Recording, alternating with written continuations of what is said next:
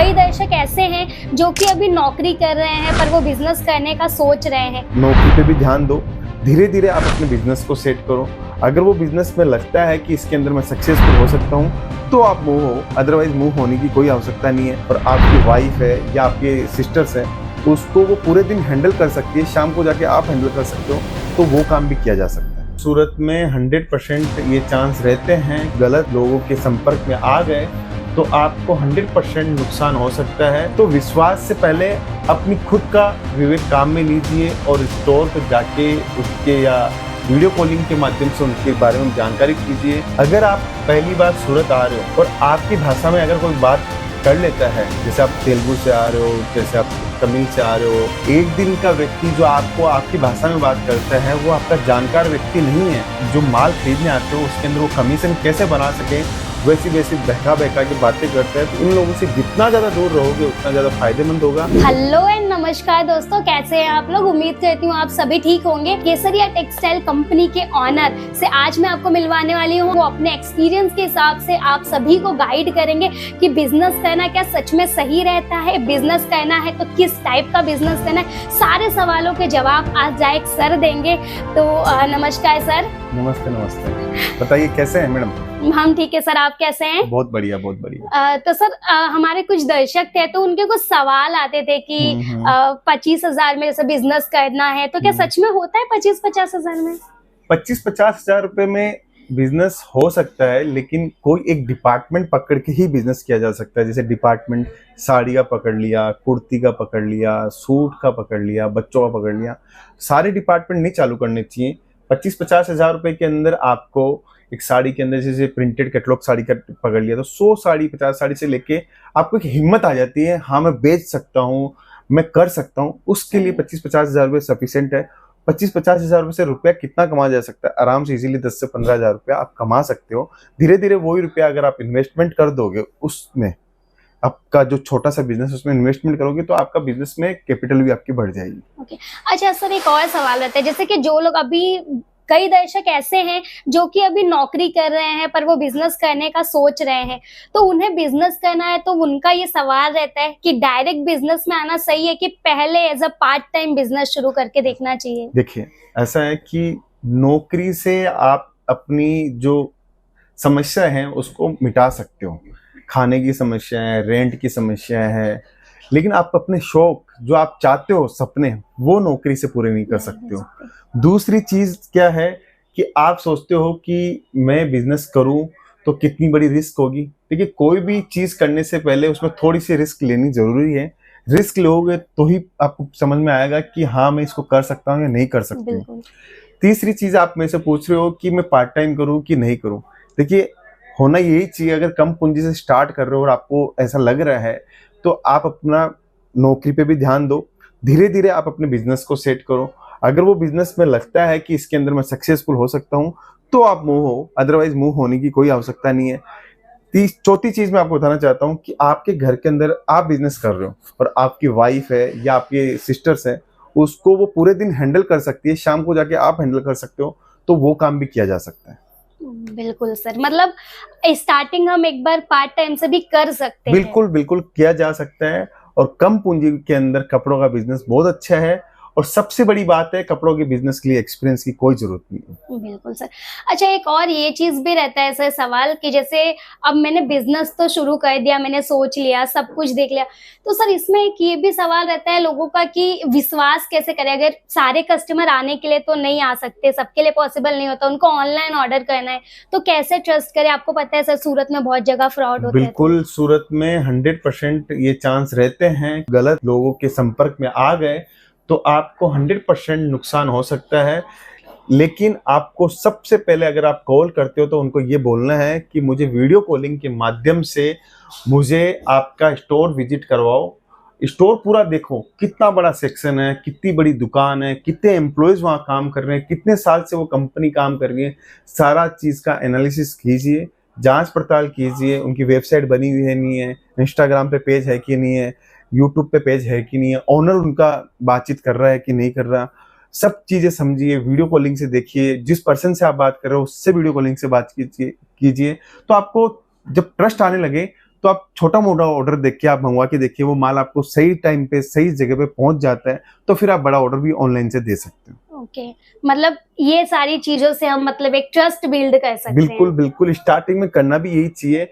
बहुत सारे कस्टमर्स इतने होते हैं, मैं देखता हूँ बहुत सारे भोले भाले कस्टमर्स होते हैं जो कहीं ना कहीं विश्वास कर लेते हैं बातों में आके, और 100% उनको नुकसान हो जाता है। Right sir. तो विश्वास से पहले अपनी खुद का विवेक काम में लीजिए, और स्टोर पे जाके उनके या वीडियो कॉलिंग के माध्यम से उनके बारे में जानकारी कीजिए। अपने एरिया में अगर किसी ने माल लिया है तो उनसे संपर्क करके पूछिए कि कैसे व्यक्ति हैं, कैसे लोग हैं। बिल्कुल। अच्छा सर, कई सारे कस्टमर जो कि सूरत विजिट भी करते हैं, ये तो ऑनलाइन मैंने बता दिया, पर जो विजिट करना चाहते हैं तो कई बार ऐसा होता है कि वो सोच करके आते हैं कि भाई हमें इस कंपनी में जाना है, पर आने के बाद ऑटो वाले, आपको जैसा पता है कि दलाल वगैरह होते हैं वो लोग भटका देते हैं कस्टमर से, तो उससे कैसे बच सकते हैं वो? देखिए, यहाँ पे एक चीज आपको बताता हूँ, और ये ज्ञान वाली चीज भी है।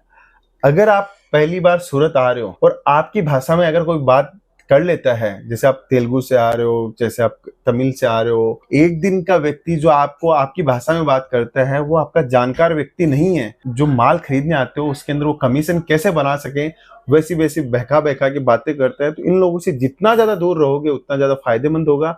हम जब व्यापार कर रहे हैं, हम खुद शिक्षित हैं, हम लोग खुद समझदार हैं कि हमें किससे व्यापार करना और किससे व्यापार नहीं करना। तो वो चीज का विशेष रूप से ध्यान दो। एक चीज और ध्यान रखना दोस्तों, सूरत के अंदर आप दलाल लोगों के माध्यम से या ऑटो वाले के माध्यम से अगर माल परचेज करते हो तो उसका 8 से 15% का कमीशन होता है। सोचिए, लाख रुपए का माल आप ले रहे हो किसी भी दुकानदार से, जो ऑटो वाला लेके गया या होटल वाले ने सजेस्ट किया या दलाल ने सजेस्ट किया, तो लाख रुपए के माल के अंदर आपका 10 से 15 हजार का कमीशन चला जाता है। मैं बोलता हूँ अगर आप डायरेक्ट पहुंचोगे तो आपका आने जाने का भाड़ा ही आपका उतना बड़ा प्रॉफिट हो जाएगा अगर आप डायरेक्ट व्यापार कर लोगे। बिल्कुल सर, मतलब अगर ऑटो वाले के साथ आते हैं तो ऑटो वाला अपना कमाई करने के लिए, अपने प्रॉफिट के लिए वो तो किसी गलत कंपनी में भी लेके जा सकता है। बिल्कुल बिल्कुल, जिसकी मानसिकता यही है कि मुझे इस व्यक्ति से जो आया हुआ है, पहली बार सूरत आया, उससे मुझे पैसा कमाना है, तो वो कहीं भी ले जा सकते हैं। और केसरिया टेक्सटाइल कंपनी तो सर प्रोवाइड भी करती है ना, बाइसिकल प्रोवाइड करती है, वो पिकअप एंड ड्रॉप की फैसिलिटी बिल्कुल बिल्कुल, आप अगर सूरत आ रहे हो तो आप अपना शेड्यूल हमें बता दीजिए, मैं इस टाइम सूरत आऊंगा या आऊंगी, तो हमारा लड़का वहां पे आपको मिलेगा। अगर आप सूरत पहुंच भी जाते हो और सूरत रेलवे स्टेशन पे पहुंच रहे हो या एयरपोर्ट पे पहुंच रहे हो तो आप हमें कॉल कर दीजिए, हमारा लड़का आपको 10 मिनट के अंदर मिल जाएगा। 10 मिनट में मिलके आपको पिकअप भी कर लेगा। फिर आप अगर सूरत आते हो और यहाँ पे आपको होटल छोड़ना है, ड्रॉप करना है कहीं पे भी, तो सारी फैसिलिटी केसरिया टेक्सटाइल कंपनी प्रोवाइड करवाती है। तो आप लोग भी भटकिए मत ऑटो वालों की बातों में आकर कि भाई ये लोकल है तो इनको अच्छा नॉलेज होगा, ये मत सोचिए। वो लोग अपने प्रॉफिट के लिए आपका लॉस करवाने में बिल्कुल नहीं झिझकेंगे। तो जैसा कि सर ने बताया है, आपके लिए पिकअप एंड ड्रॉप की फैसिलिटी अवेलेबल है, तो उसका फायदा उठाइए आप लोग।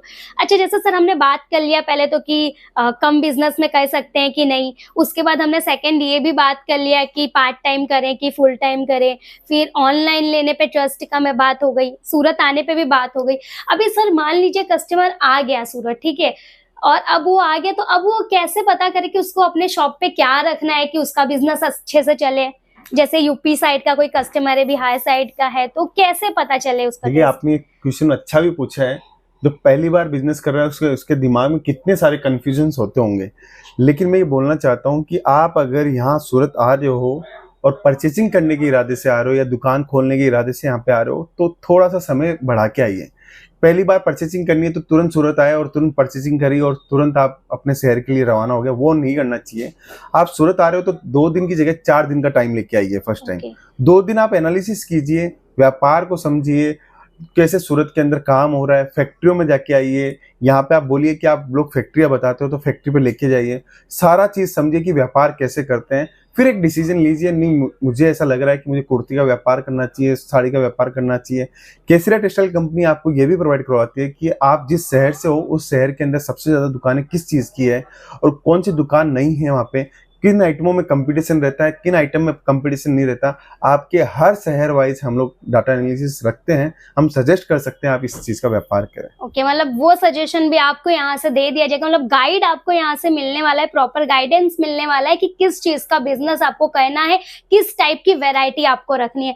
अच्छा सर, आपने जब ये आंसर दिया तो मेरे मन में एक सवाल आया कि कई सारे कस्टमर्स ऐसा बोलते हैं, अभी हमारे पास भी कॉल आता है कि भाई सूरत से ऑनलाइन परचेस किया और वो लोगों के साथ मतलब फ्रॉड हो गया, ऐसे कि अगर विजिट भी कई बार कस्टमर करते हैं तो जैसा आपने बोला पहले 1-2 दिन एनालिसिस करिए, तो अगर वो लोग 2-3 कंपनी में भी जाते हैं ना विजिट करने, तो कई कंपनियां ऐसी होती है कि भले वो साड़ी उनके पास 500 की हो, पर कस्टमर को सिर्फ दिखाने के लिए वो बोल देते हैं भाई कि 100 रुपए में आपको ये साड़ी मिल जाएंगी, ऐसे करके वो बेचते हैं। बट जब उनका जब बिल बनता है उसमें उन लोग काउंट 500 ही करते हैं, या फिर अगर 100 रुपए काउंट भी करते हैं तो जब माल उनको जाता है ना तो फिर वो गलत माल उनको दे देते हैं, गलत चीज बेच देते हैं।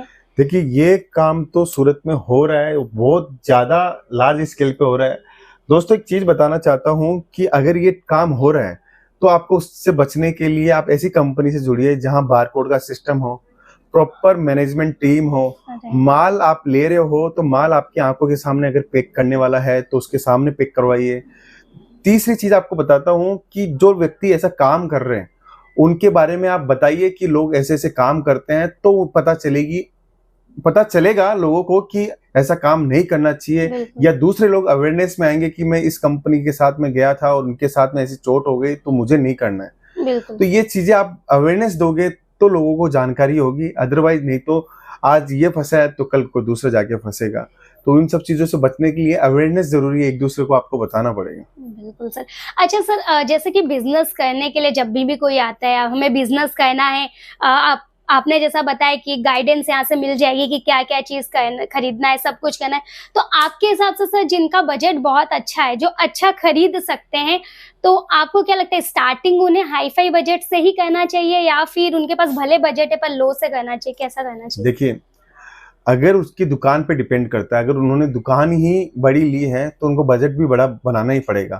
अब मैं कह दूं कि दुकान बड़ी है और आप 5 लाख से स्टार्ट कर लो, 10 लाख से स्टार्ट कर लो, उससे उस दुकान का खर्चा भी नहीं निकल पाएगा। तो डिपेंड करता है आपकी दुकान कैसी है। हाँ, मैं ये जरूर बोलना चाहता हूँ, आपने 50 लाख का बजट बनाया है, 30 लाख का बजट बनाया है, 15 लाख का बजट बनाया है, तो उसमें से 20% हिस्सा स्पेयर में रखिए आप अपने पास में।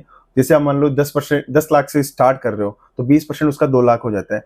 तो आप खरीदिए इनिशियल बेसिस पे 8 लाख रुपए की कीजिए, 2 लाख रुपए आप बचा के रखिए। जब कस्टमर डिमांड करता है आपका कि ये प्रोडक्ट दीजिए, ये प्रोडक्ट दीजिए, और वो आपके पास में नहीं है, तब जाके आप वो 2 लाख को यूज कीजिए। अच्छा, ओके। एंड सर एक और चीज की, कस्टमर ने अब परचेसिंग कर ली, सब कुछ हो गया कस्टमर का, बट अब उसको एक ये प्रॉब्लम आती है कि अब वो अपना मार्जिन ऐड करके सेल कैसे करे, तो वो कैसे प्राइसिंग करे कि इसको मुझे कितने में सेल करना है कि वो लॉस में भी ना जाए, ऐसा? देखिए, सूरत के अंदर जो माल बेचते हैं तो मैन्युफैक्चरर बोल के माल बेचते हैं, तो सबसे पहला काम करना चाहिए एक अच्छे मैन्युफैक्चरर के साथ में काम करना चाहिए, जो अपने आप को मैन्युफैक्चरर बताता है, तो उसकी पूरी जांच पड़ताल कीजिए कि वो मैन्युफैक्चरर है कि नहीं है। अगर आपने अच्छे मैन्युफैक्चरर के साथ में जुड़े हैं और काम किया है तो आपका मार्जिन तो ऑटोमेटिकली बढ़ जाएगा। सेकेंड चीज, आपको मार्जिन कितना रखना चाहिए, तो कुछ आइटम ऐसी होती है जो कंपटीशन की आइटम होती है, उसमें आप 15-20% का मार्जिन रखिए, और कुछ आइटम ऐसी होती है जिसमें आप 100% का मार्जिन भी रख सकते हो। तो वो आप डिपेंड करता है आपने किस मैन्युफैक्चरर के साथ में काम किया है। अब आपने काम ऐसे मैन्युफैक्चरर के साथ में कर लिया जिसकी रेटें ही ज्यादा है, क्वालिटी बहुत ज्यादा महंगी वाली है, जो मार्केट के अंदर 300 में मिल सकती थी, आप 450 में लेके जाते हो, तो वहां पे मैं आपको खुद ही नहीं बता पाऊंगा कि उसके अंदर कितना मार्जिन एड ऑन कर सकते हो। इसलिए आप मैन्युफैक्चरर के साथ में काम करोगे तो मैं बता सकता हूँ आप कंपटीशन वाली आइटमों में 15 से 30% रखिए, और जो मोनोपोली आइटम है जो आपके शहर में किसी के पास नहीं है, उसमें 50 से लेके 100% का मार्जिन इजीली रख सकते हैं। अच्छा सर, अभी आपसे मैं, जैसे अभी आपने सारे सवाल के जवाब दे दिए और मुझे पता है कि ऑलमोस्ट सबके सारे डाउट भी क्लियर हो ही गए होंगे, तो सर अभी मैं आपसे ये जानना चाहती हूँ कि आप क्या कहना चाहेंगे हमारे दर्शकों की, क्योंकि आप खुद एक सक्सेसफुल बिजनेसमैन है, इतनी बड़ी फैक्ट्री आपने खुद यहाँ पे तैयार की है, तो सर आपको मतलब जब आपने स्टार्टिंग किया था तो आपको क्या क्या प्रॉब्लम फेस करनी पड़ी थी और आप कैसे सक्सेसफुल बने जो हमारे कस्टमर वो चीज अप्लाई करके वो भी बन सके? देखिए दोस्तों, केसरिया टेक्सटाइल कंपनी की जब शुरुआत की थी तो हमारे पास में सिर्फ सिंगल दुकान थी। सिंगल दुकान के अंदर हम लोगों ने सिर्फ साड़ी का काम स्टार्ट किया था। साड़ी हम लोगों ने स्टार्ट की थी थोड़ी सी प्रिंटेड साड़ियाँ थी, थोड़ी सी सिल्क की साड़ी थी, थोड़ी सी एम्ब्रॉयडरी की साड़ियों से हम लोगों ने काम स्टार्ट किया। स्टार्टिंग में दिक्कत इतनी आती थी कि माल कस्टमर आता था, बोलता आपके पास में ये वैरायटी नहीं है, ये वैरायटी नहीं है, ये वैरायटी नहीं है, माल आपसे ही लेना है।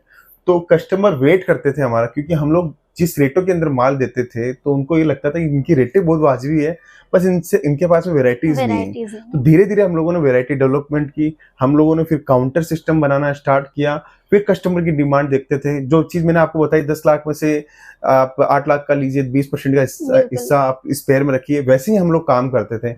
हम लोग भी जितना इन्वेस्टमेंट करते थे उसका 20-30% हम लोग स्पेयर में रखते थे कि कस्टमर क्या पता क्या चीज की डिमांड कर ले। तो धीरे धीरे कस्टमर ने डिमांड करना स्टार्ट किया। फिर बहुत सारे कस्टमर आए कि सर साड़ी तो आप रखते हो, आप कुर्ती भी रखो।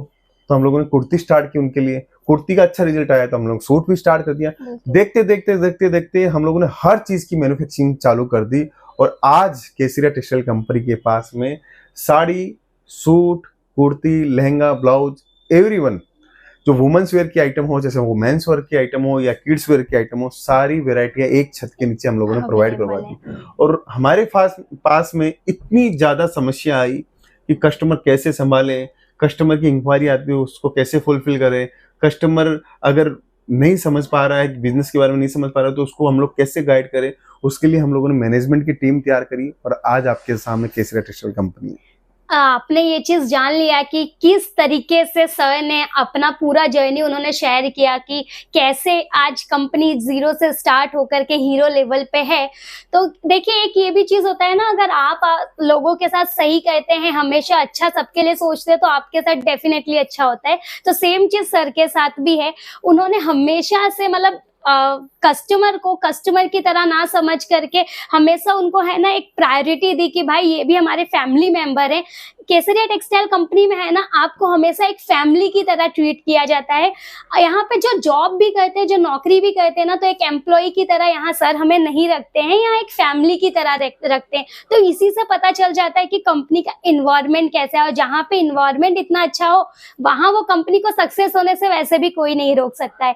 तो उम्मीद करती हूँ आपको आपके सारे सवालों के जवाब मिल गए होंगे, इसलिए मैंने आज डायरेक्ट सर के साथ आपके सवालों की वीडियो बनाई थी कि भाई जब डायरेक्ट सर बोलेंगे जो कि खुद सक्सेसफुल बिजनेसमैन हैं, तो उसका इम्पैक्ट एक अलग ही पड़ने वाला है। इसलिए डायरेक्ट ही आज मैं सर से रिक्वेस्ट करके उनके इतने बिजी शेड्यूल में से मैंने उनका थोड़ा सा टाइम लिया कि आप लोगों के लिए कुछ इम्प्रूवमेंट कर सके, आप लोगों के लिए कुछ अच्छी वीडियो में पहुंचा सकूं। तो उम्मीद करती हूँ आपको आपके सारे सवालों के जवाब मिल गए होंगे। फिर भी अगर मुझसे कुछ भी चीज मिस हो गया हो ना, तो आप कमेंट में डेफिनेटली वो सवाल पूछेगा। हम उम्मीद करेंगे कि आपके सारे सवाल के जवाब क्लियर हो गए हो। फिर भी अगर कुछ नहीं क्लियर होंगे तो आपके कमेंट के ऊपर हम डेफिनेटली फिर से वीडियो जरूर बनाएंगे। तब तक चैनल को सब्सक्राइब जरूर से कर दीजिएगा, क्योंकि हर एक चीज की यहाँ पे आपको नोटिफिकेशन मिलती रहे। जैसा कि मैंने बताया था कि जो भी चीज ट्रेंडिंग चलती है वो सब कुछ आपको केसरिया टेक्सटाइल कंपनी के अंदर देखने को मिल जाएगा। और वो सारी चीजें आप देखेंगे कैसे, क्योंकि आप तो हैं दूसरे शहर में,